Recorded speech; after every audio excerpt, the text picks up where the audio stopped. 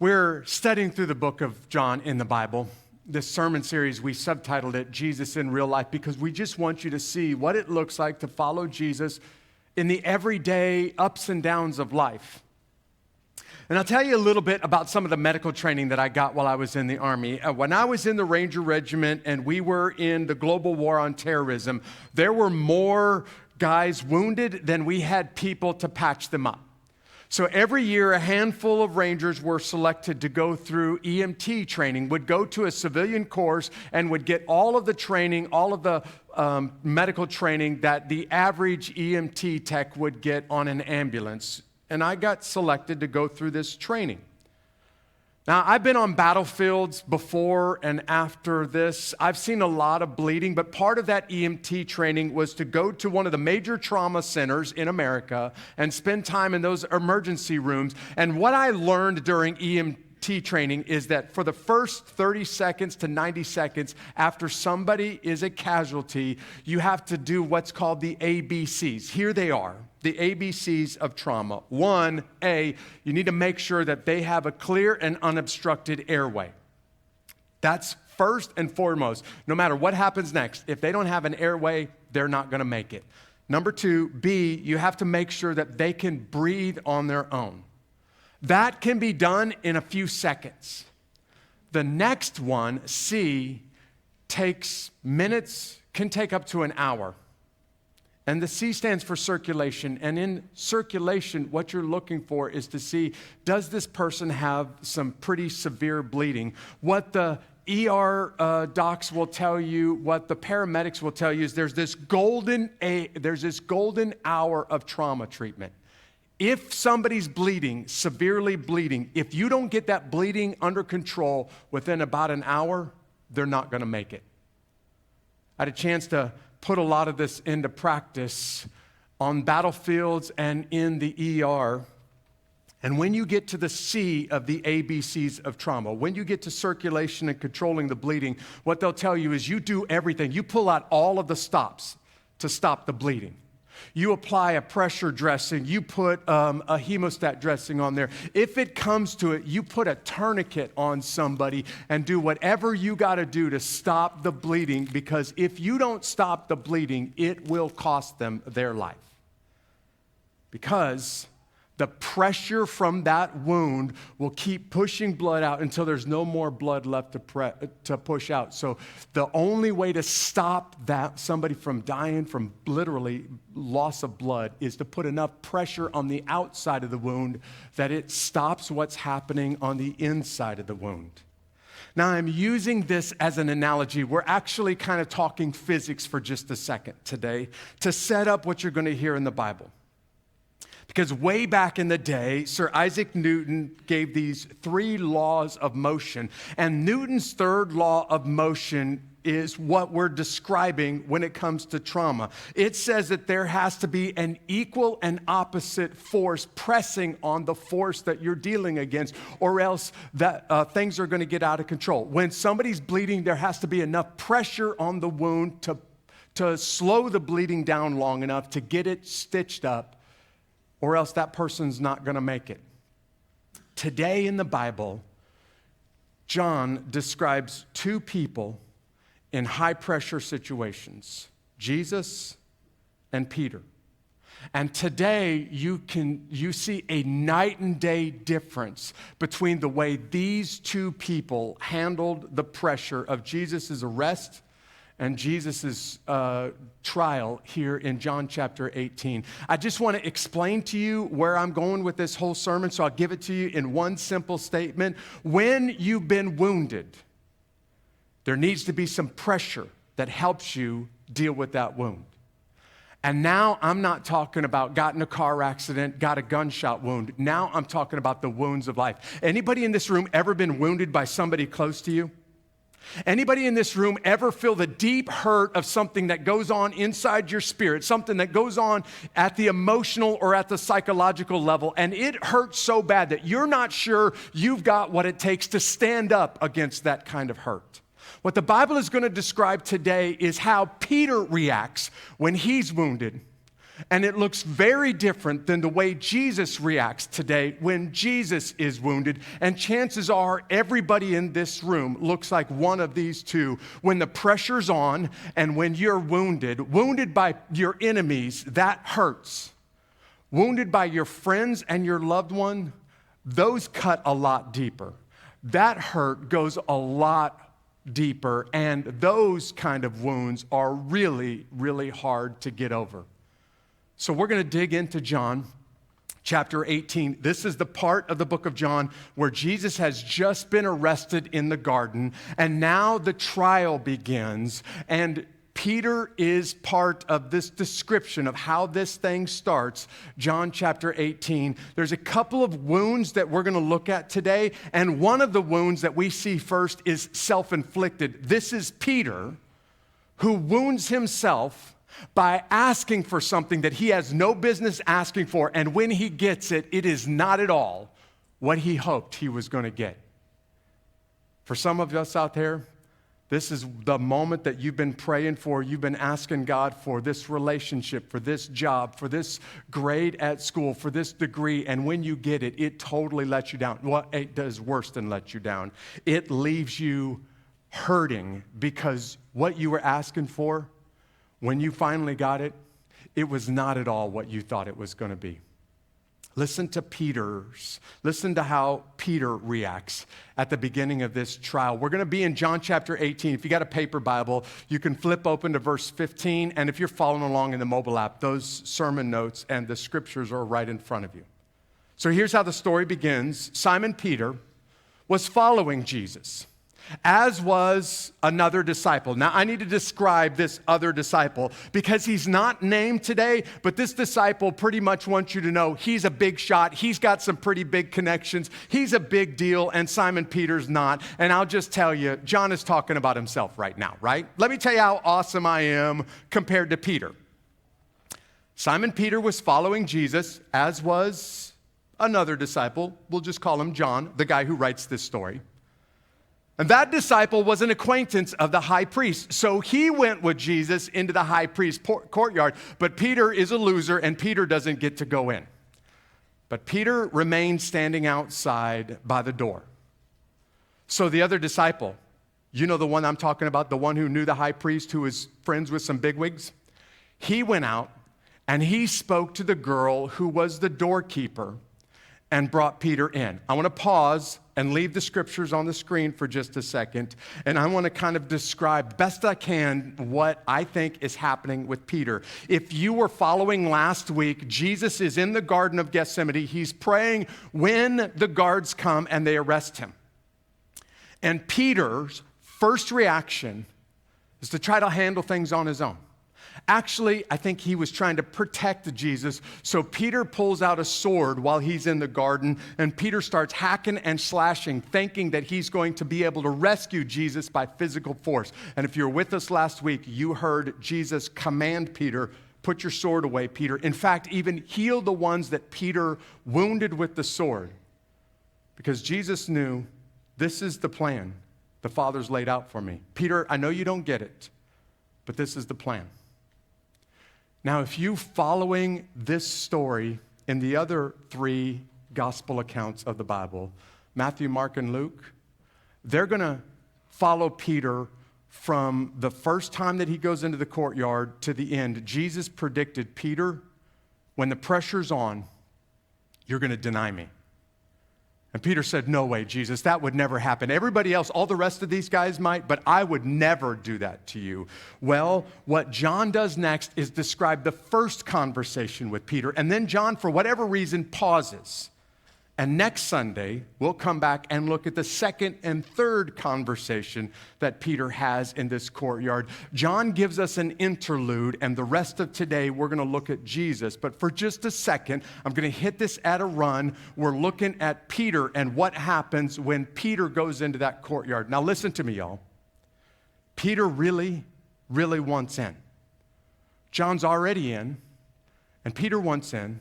So somehow John messages, or Peter sends a message or gets John's attention and says, hey, John, will you pull some strings so that I can get in there with you? Would you look up here for just a second? when Peter gets what he's asking for, it's not at all what he thought he wanted. And at this point, I kind of want to ask, Peter, what were you thinking? Why did you want in that courtyard so bad? Were you just being nosy and wanting to know what's going to happen to Jesus next? Did you think that you could follow Jesus and protect Jesus in that courtyard? Because what happens next, Peter, is an absolute disaster. When the pressure's on in that courtyard, you buckle under the pressure. What were you thinking when you asked God to give you the opportunity to go into that courtyard and to see the trial firsthand? And that's where we pick up the story. This is a servant girl. No power, no danger to Peter whatsoever. And then the servant girl, who was the doorkeeper, said to Peter, "You aren't one of this man's disciples too, are you?" And listen to Peter's answer. "I am not." Say those words out loud. "I am not." He said, now the servants and the officials had made a charcoal fire because it was cold. They were standing there warming themselves, and Peter was standing with them, warming himself. Look, there's a servant girl. She poses no threat to him whatsoever. And when she asks Peter, "Are you one of Jesus' disciples?"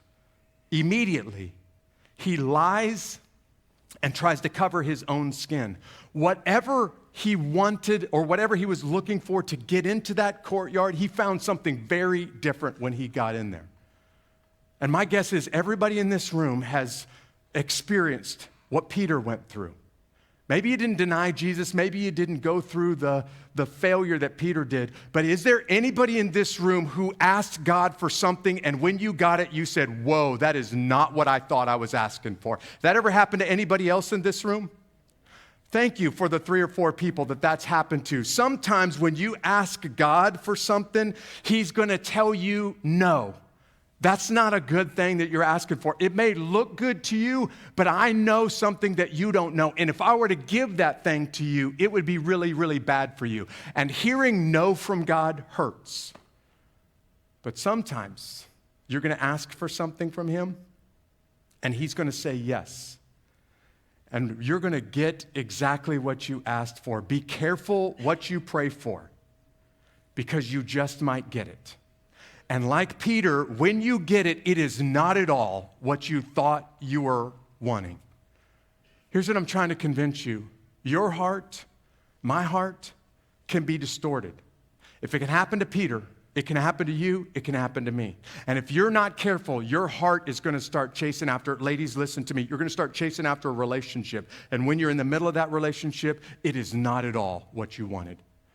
Guys, it may be a job, it may be a degree, it may be a possession. And when you finally get that thing and you thought it was going to fill you up on the inside, it let you down. In fact, it made life worse for you. If you're not careful, you'll do what Peter just did here.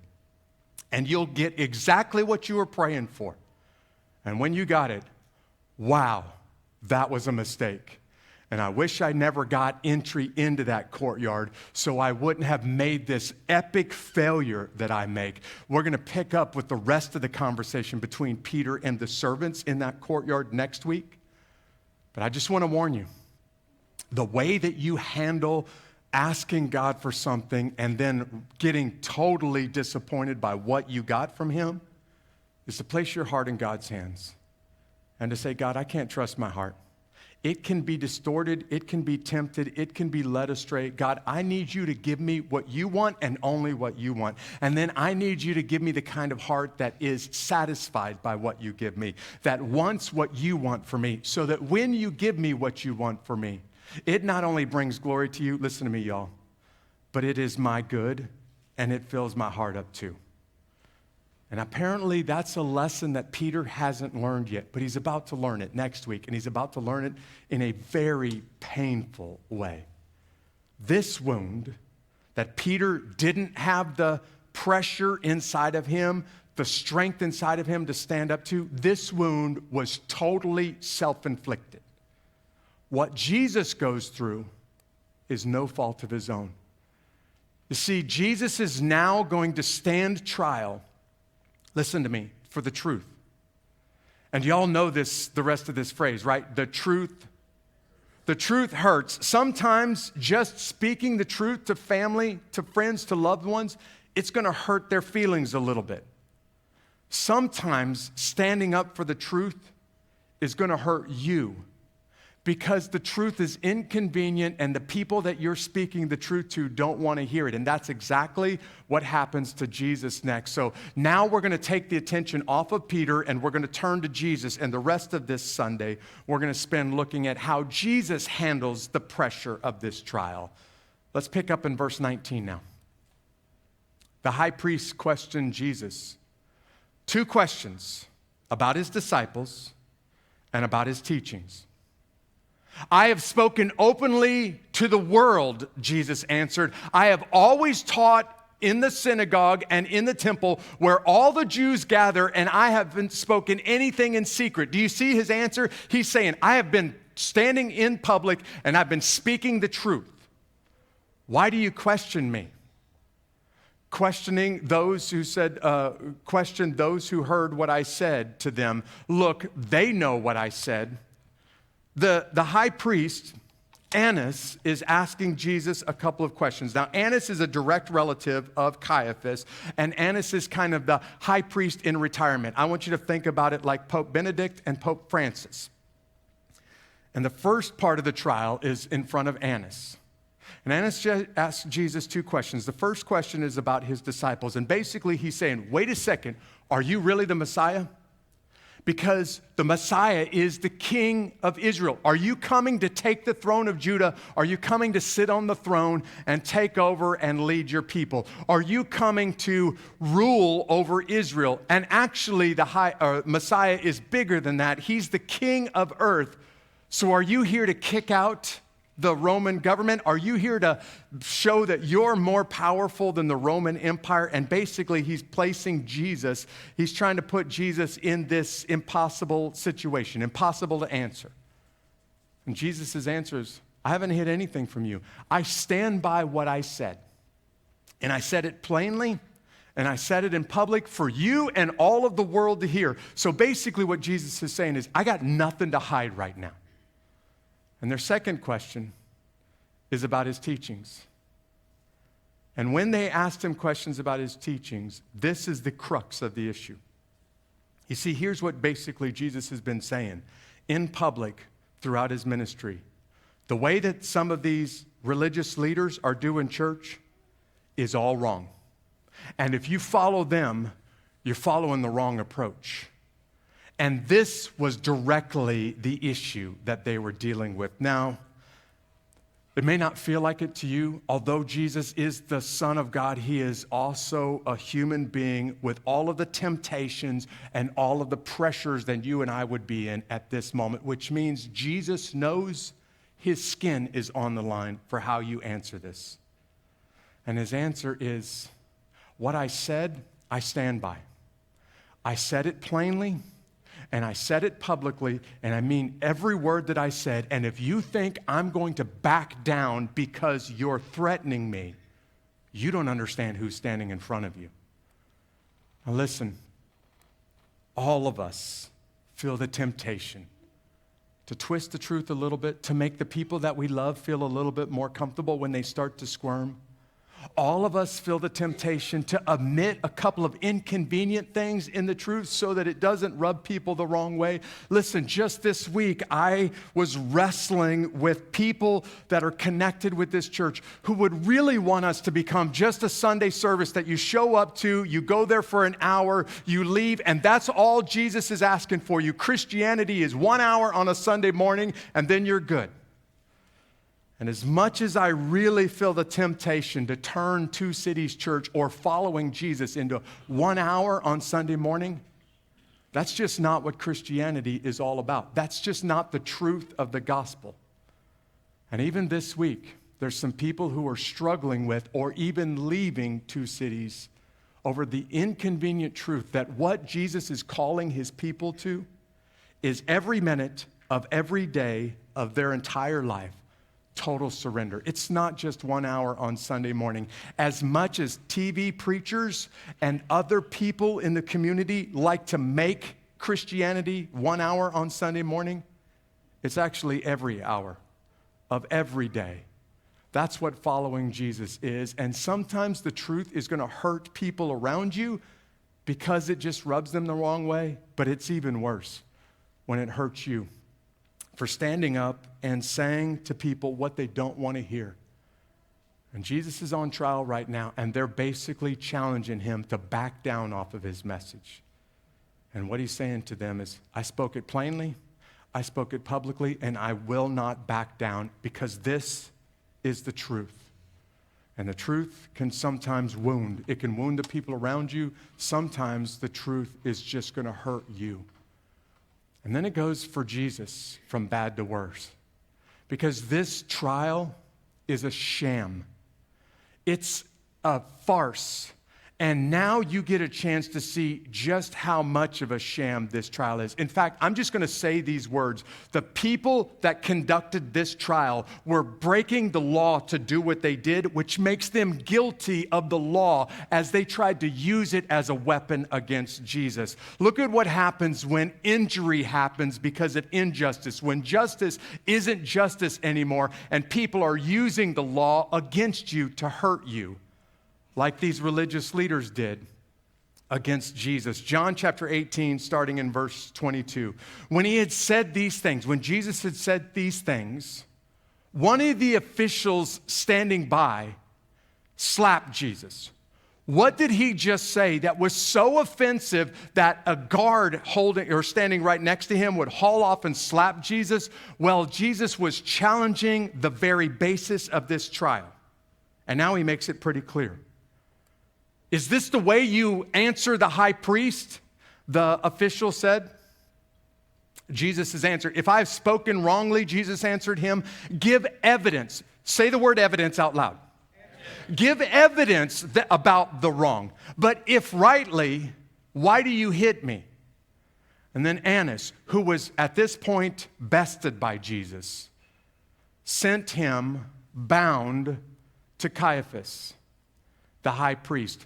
The Son of God, with all power inside him, permits himself to be bound, allows himself to go through this sham of a trial so that this could ultimately accomplish God's plan for him. You see, there's basically two things that are happening right now that John wants you to be very clear about. They're asking Jesus about his teachings. And Jesus said, there are lots and lots of witnesses to what I've said. So if I said something wrong, if I broke the law by what I said, call your witnesses. Oh, you don't have any witnesses? Well, if we don't have any witnesses, then we don't have a trial. But if you're going to go continue through this farce of a trial, through this made-up trial, then now give me your evidence. Show me, put the evidence on display for everybody to see where I'm wrong and what I've done wrong. If you have no evidence and if you have no witnesses, then you have no trial. Why are we going through this injustice? And it goes from bad to worse for Jesus. Because at first, he's just being accused. And now it goes to being bound and abused. The guard that's next to him abuses Jesus and starts to slap Jesus around. And this is nothing compared to what John is going to describe Jesus going through next. And I cannot help but think, I'm not a vindictive man. But I cannot help but wonder, what did that guard, what did those religious leaders think? What was the look on their face when they died and stood in front of the King of the universe at the judgment seat of God and recognized him face to face, the one that was standing in their midst, that they're condemning and they're abusing because his message is offensive to them. And he's saying the way that you're doing church is all wrong. You see, following Jesus, following God is all about a heart radically surrendered. And you're turning it into just a couple of commandments and showing up at the temple or going to a church service for an hour on a Sunday morning. If I have broken the religious law, call your witnesses. If I've done something that is illegal, then present your evidence. Oh, you don't have any witnesses? You don't have any evidence? You don't really have a trial. And now the very ones that are prosecuting this trial are guilty of breaking the law that they're accusing Jesus of. But there's something strong enough inside Jesus that he can handle the pressure when it comes that way. Peter, arguably the boldest and the strongest of the disciples, when the pressure's on Peter, he buckles under the pressure because he doesn't have inside of him, at least not yet, what's inside Jesus. See this bar of gold that I put on the screens? I don't think it's a real bar of gold. Somebody took a picture of that. You know, if they had that sitting around their house, it would be crazy expensive. So it's a picture of what somebody thinks a bar of gold looks like. Gold is pure. Gold is precious because it's so rare. It's extremely valuable. I mean, people don't have a bunch of gold hanging around in their pockets. They put it in the bank or they sell it on a commodities market because it's so rare and it's so valuable. I'm not telling you anything that you don't know already, but gold is also, listen to this word, absolutely useless without something else inside it. You can't make jewelry. You can't gild something with gold unless there's something else inside that gold that makes it strong enough to handle the pressure. That's why we have measurement for how pure the gold is, for how much alloy there is in the gold. Because if you don't put something else in that gold, it's still pure, it's still precious, but it's useless to you unless you have something inside of there that makes it strong enough to handle the pressure of turning it into a ring or into a chain or into something beautiful and something treasured in your house. And I thought about gold as I was figuring out how to wrap this sermon up, because when God originally created our parents, Adam and Eve in the garden, he made them pure, he made them perfect, he made them priceless. And then temptation came, and Adam and Eve buckled under the pressure. And they gave in to that temptation. And before you sit there and start condemning and pointing the finger at Adam and Eve, let me remind you, every human being alive, you get to the age of being old enough to understand right and wrong, and you're going to do something wrong just like they did. You're going to not do something that you know to be right. All of us have followed in their footsteps, every single one of us, because without something inside of us giving the strength to handle the pressure outside of us, we're going to react just like Peter. We're going to react just like Adam and Eve. We're going to mess up, and we're going to let ourselves, our family, our friends, we're going to let God down too.